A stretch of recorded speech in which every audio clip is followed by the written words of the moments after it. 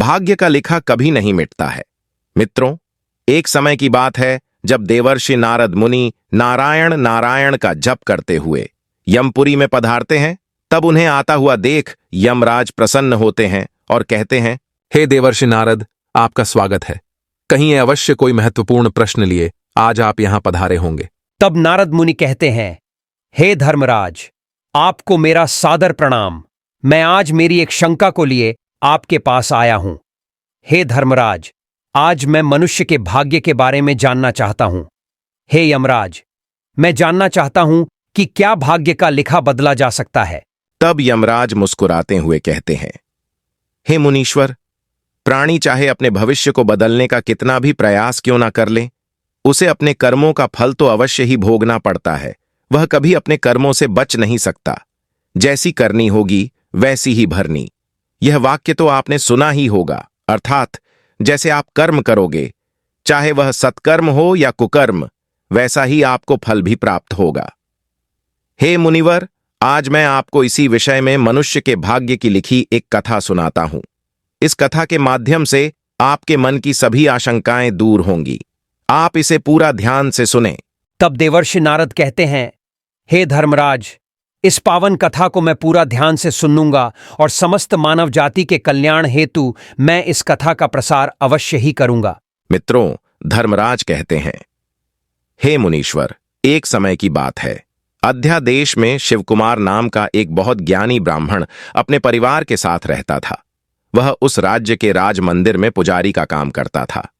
वह सभी धर्मशास्त्रों में पारंगत और राजा का मुख्य सलाहकार भी था, जिस कारण से उसे पूरे नगर में बहुत सम्मान दिया जाता था और पूरे नगर में वह पंडित जी के नाम से प्रख्यात था। फिर एक दिन वह अपने बचपन के मित्र बलराम से मिलने के लिए दूसरे गांव में जा रहा था। उसका वह मित्र बचपन से ही गूंगा और एक पैर से अपाहिज था। उस पंडित के नगर से उसके मित्र बलराम का घर काफी दूर अन्य नगर में था। वहां जाने के लिए बीच में कई सारे छोटे छोटे गांव पड़ते थे। सोमवार के दिन पंडित जी सुबह जल्दी उठकर अपनी पत्नी से कहते हैं, हे भाग्यवान, आज मैं मेरे मित्र बलराम से मिलने जा रहा हूं। तुम जल्दी से मेरे भोजन को साथ में ही बांध के दे दो। बीच रास्ते में सही जगह देखकर भोजन कर लूंगा।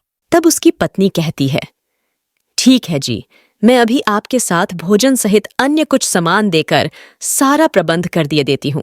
आप अपना ध्यान रखिए। अगर लौटने में देर हो जाए तो किसी धर्मशाला में आश्रय लीजिए। तब पंडित ने अपनी पत्नी की हां में हां भर दी और भोजन को साथ लिए वह घर से निकल पड़ा। मित्रों, पंडित जी रास्ते में अपने बचपन के मित्र बलराम से मिलने की खुशी में अपनी ही धुन में चले जा रहे थे। तभी चलते चलते उनकी मुलाकात एक ऐसे व्यक्ति से होती है जो दिखने में बहुत हृष्ट-पुष्ट और श्याम वर्ण का था। उसकी वर्णी एक पहलवान जैसी थी, जिसे देखकर पंडित जी थोड़े से घबरा तो गए, क्योंकि दूर से उन्हें वह किसी राज्य के गुप्तचर जैसा लग रहा था।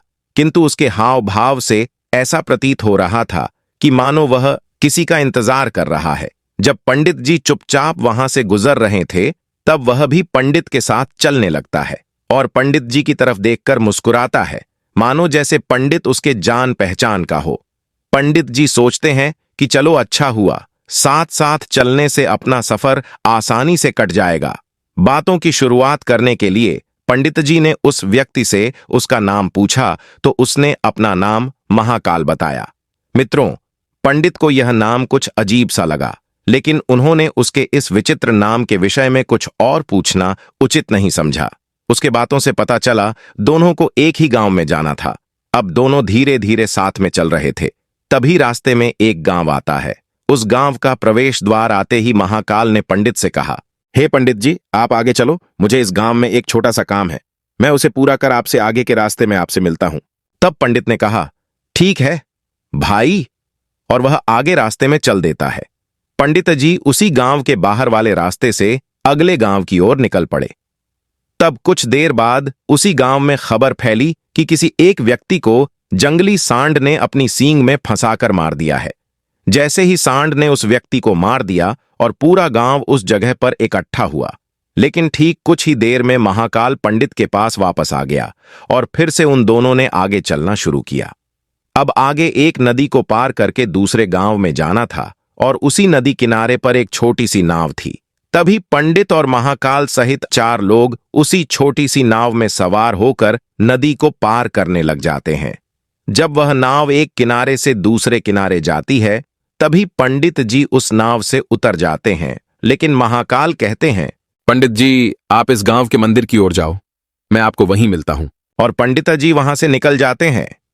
लेकिन कुछ दूर जाते ही वह नाव अचानक से पानी में पलट जाती है और उसमें बैठे अन्य सभी लोग गहरे पानी में डूब जाते हैं। तभी पंडित जी लोगों को बचाने की कोशिश करने हेतु उसी नदी किनारे आते हैं, किंतु वहां कोई भी नहीं होता है। पंडित को पानी में तैरना नहीं आता था, इसीलिए वह मन ही मन दुखी होकर वहीं कुछ समय तक चुपचाप बैठे रहे।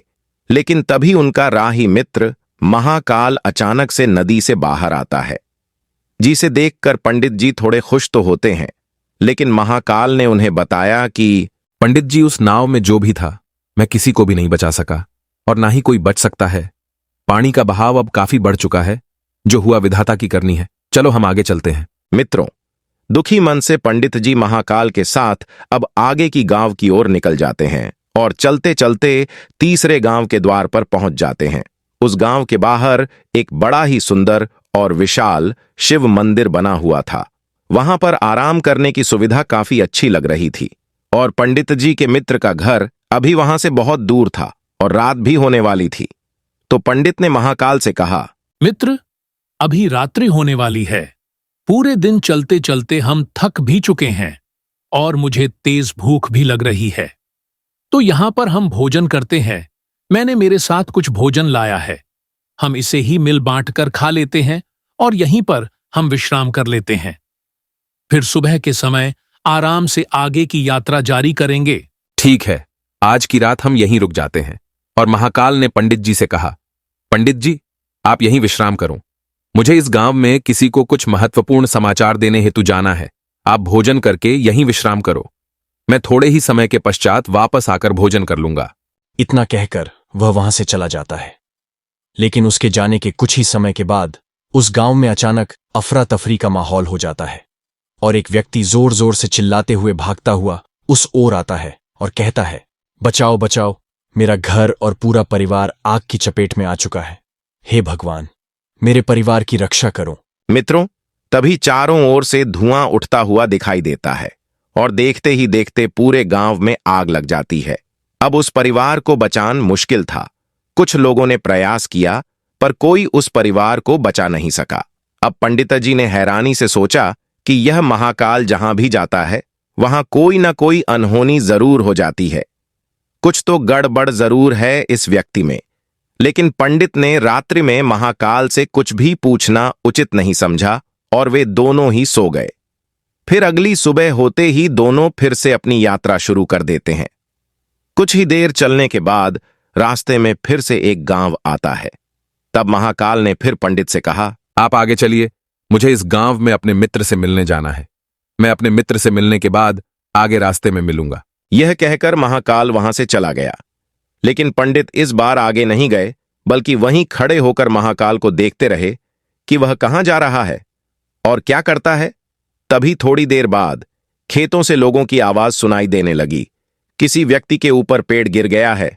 सारे लोग उसे बचाने के लिए उस व्यक्ति की तरफ भागने लगे, पर लोगों के आने से पहले ही उस व्यक्ति की बरगद का पेड़ गिरने से मृत्यु हो गई। अब ठीक उसी समय महाकाल फिर पंडित के पास पहुंच गया, लेकिन इस बार पंडित से रहा नहीं गया और उसने महाकाल से पूछ ही लिया, भाई, आप जिस भी गांव में जाते हो वहां कोई ना कोई अनहोनी जरूर हो जाती है। क्या आप मुझे बता सकते हो ये ऐसा क्यों हो रहा है?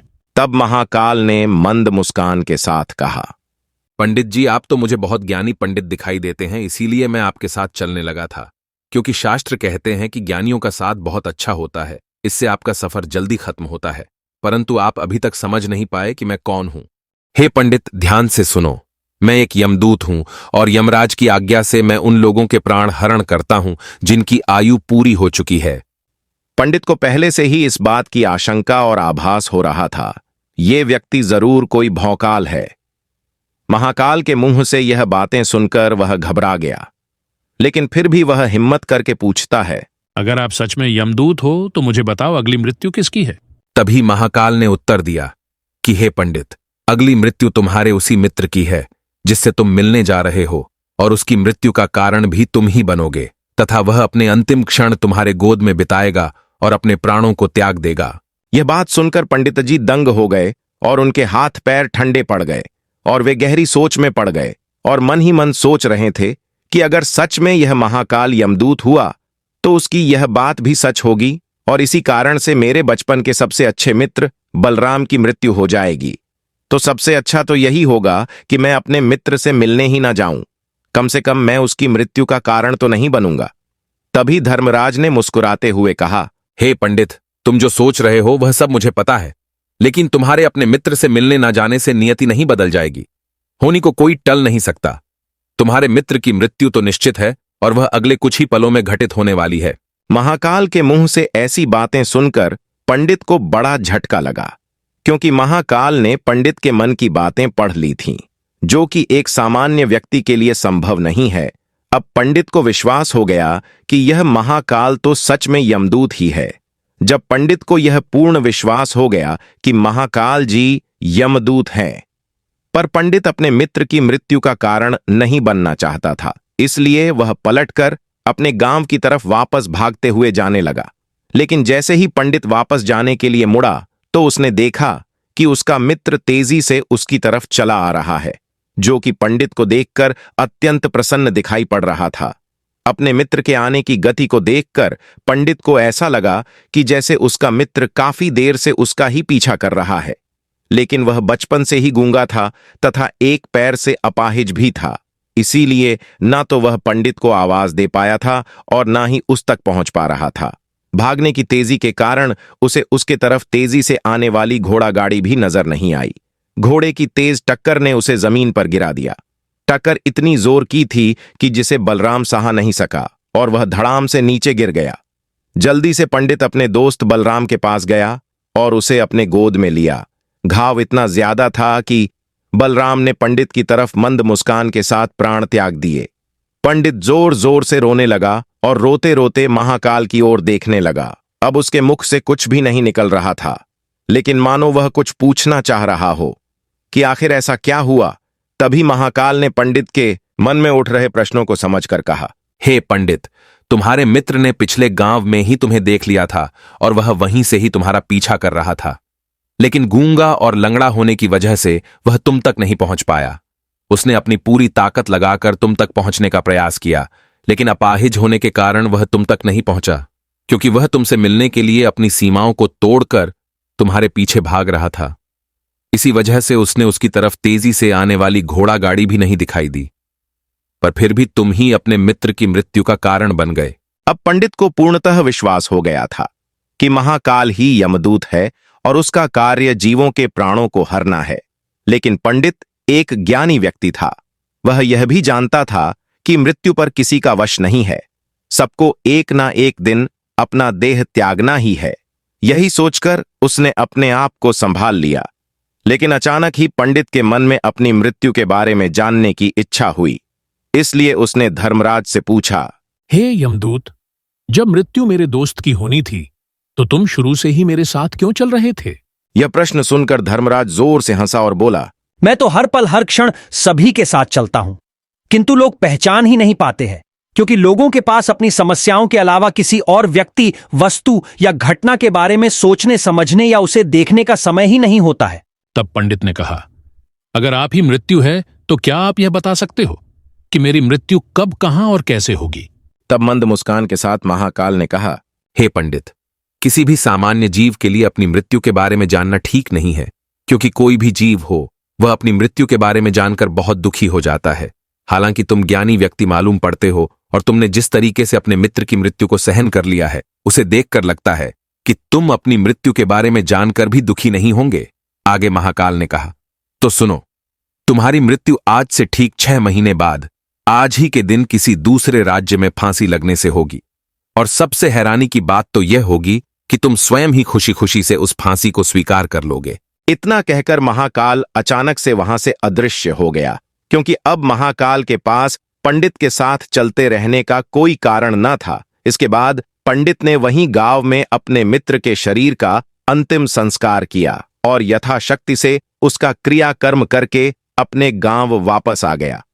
मित्रों, कहते हैं कोई प्राणी कितना भी ज्ञानी क्यों ना हो, अपनी मृत्यु के बारे में जानकर दुखी तो होता ही है और मृत्यु से बचने का कोई ना कोई उपाय भी वह जरूर खोजता है तथा वह उससे दूर भागने का हर संभव प्रयास भी करता है।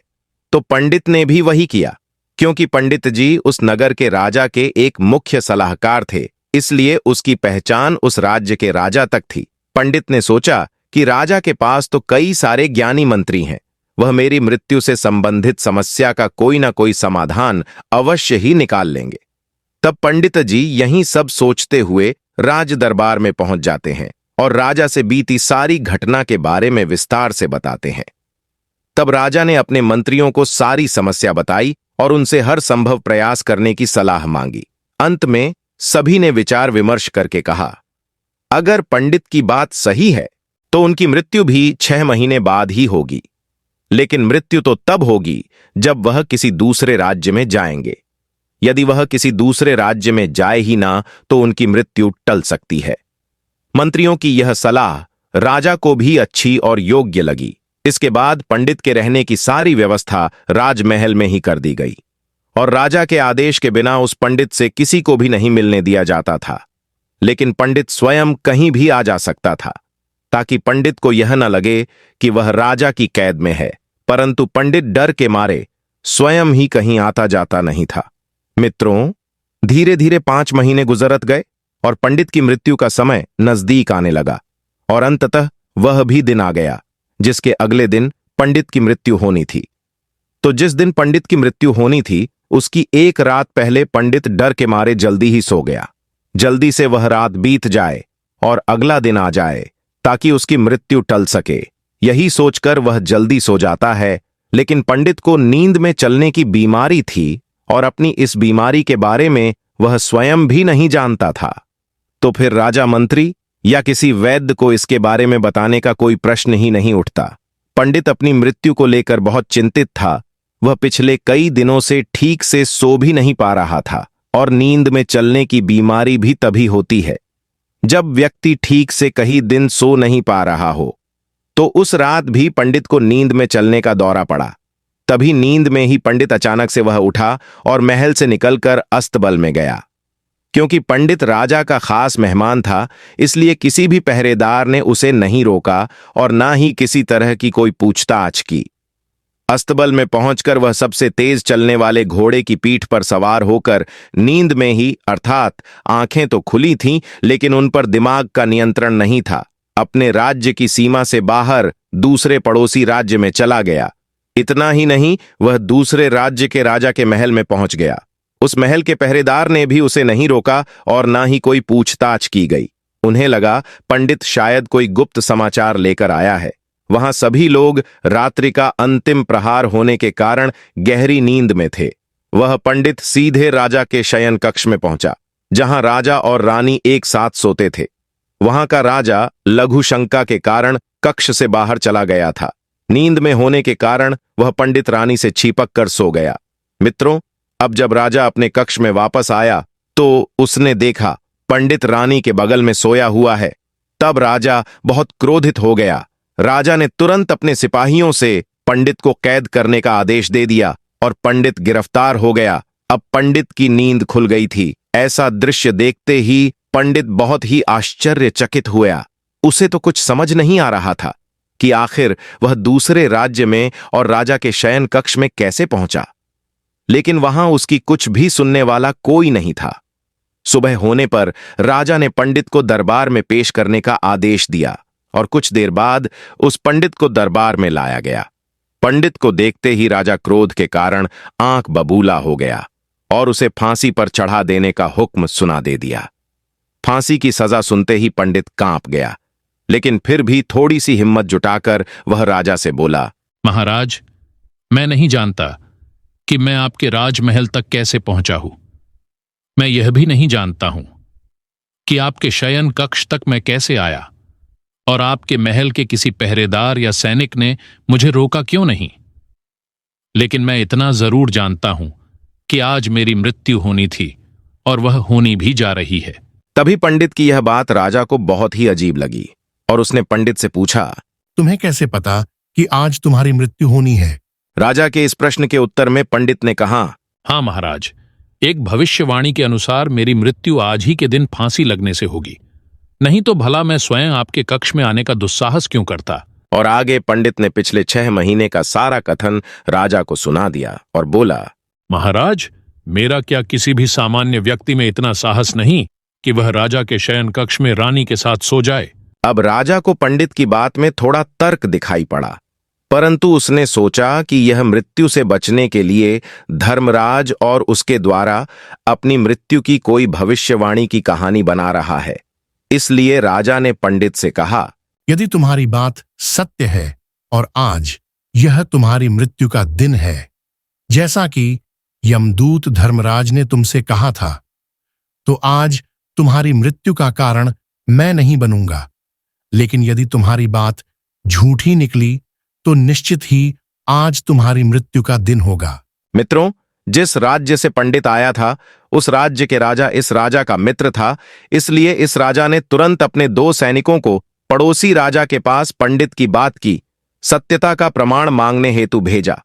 भेजे गए सैनिक उसी दिन शाम तक लौटे और उन्होंने राजा को बताया कि महाराज, पंडित जो कुछ भी कह रहा है वह सब कुछ सत्य है और पड़ोसी राज्य के राजा ने पिछले 6 महीने से पंडित के रहने की सारी व्यवस्था अपने ही राजमहल में कर रखी थी। यह पंडित राजा का खास मेहमान था। कल शाम को राजा आखिरी बार पंडित से उसके कक्ष में मिले थे और उसके बाद यह इस राज्य में कैसे पहुंच गया, इसकी जानकारी किसी को भी नहीं है। इसीलिए उस राज्य के राजा के अनुसार पंडित को फांसी की सजा देना ठीक नहीं है। लेकिन राजा के सामने अब धर्म संकट खड़ा हो गया था, क्योंकि उसने बिना पूरी बात जाने ही सामने दिखी घटना के कारण पंडित को फांसी की सजा सुना दी थी और यह बात राज दरबार में कही गई थी। इसलिए अगर पंडित को फांसी नहीं दी जाती तो राजा के वचन का अपमान हो जाता, लेकिन अगर राजा की बात का मान रखा जाए तो बेवजह ही एक निर्दोष व्यक्ति की मौत हो जाएगी। तभी राजा ने अपने सभी मंत्रियों से इस बारे में सुझाव मांगा, तो मंत्रियों ने राजा को सुझाव दिया कि महाराज, पंडित को एक कच्चे सूत के धागे से फांसी लगवा दी जाए। इससे आपके वचन का भी मान रह जाएगा और कच्चे सूत के धागे से पंडित को फांसी भी नहीं लगेगी और उसके प्राण भी बच जाएंगे। राजा को मंत्रियों का यह सुझाव पसंद आया और यही सुझाव पंडित जी को भी बहुत पसंद आया और वे राजी हो गए। तभी राजा ने ऐसा ही करने का आदेश दे दिया। पंडित के लिए कच्चे सूत के धागे से फांसी का फंदा बनाया गया और नियम के अनुसार पंडित को फांसी पर चढ़ाया जाने लगा। वहां के सभी लोग बहुत खुश थे कि ना तो पंडित मरेगा और ना ही राजा का वचन खाली जाएगा। अब पंडित को भी पूर्ण विश्वास था, इस सूत के धागे से तो उसकी मृत्यु हो ही नहीं सकती है। और पंडित जी हंसी खुशी से उस पर चढ़ने के लिए तैयार हो गए। जैसा कि धर्मराज ने भविष्यवाणी की थी कि तुम खुद ही अपनी फांसी को स्वीकार करोगे। लेकिन जैसे ही पंडित को फांसी दी गई, सूद का धागा तो टूट गया, लेकिन टूटने से पहले उसने अपना काम कर दिया था। धागा टूटने के कारण पंडित जोर से नीचे गिरा। नीचे गिरते ही राजा के रखे हुए तेजदार लोहे के जूते की नोच उसके गले में घुस गई। नोच इतनी तेजदार थी कि पंडित के गले की एक नस नोच के कारण फट गई। अब उसके गले से खून की फुहार निकल रही थी। पंडित तड़फ रहा था और देखते ही देखते पंडित का शरीर पूरी तरह से शांत हो गया।